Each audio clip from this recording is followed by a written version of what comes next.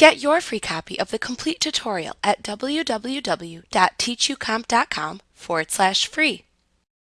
Many law offices have WordPerfect documents that they must convert to Word documents. There are many ways to perform this task, and this lesson looks at some of the pros and cons of the various methods. The main issues when converting WordPerfect legal documents to Word legal documents are preserving formatting and preserving notations like footnote links. One method is to use the Save as Word choice when saving the document in WordPerfect. This choice seems the most problematic, with many users complaining of formatting issues arising in the resultant Word document. Another method is to use a third-party software to perform the conversion. Once again, this can often produce formatting issues in complex legal documents with complicated formatting.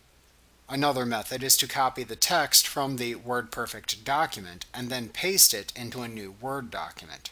This method tends to preserve formatting. Many users find that this is their preferred method, although they also report this breaks footnote links from the WordPerfect document.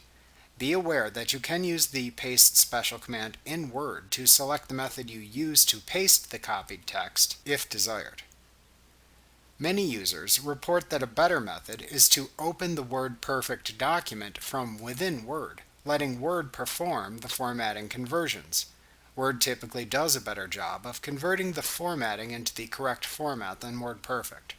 Also, footnote links in the legal documents are preserved using this method, which can save editing time when converting many files. Like what you see? Pick up your free copy of the complete tutorial at www.teachucomp.com/free.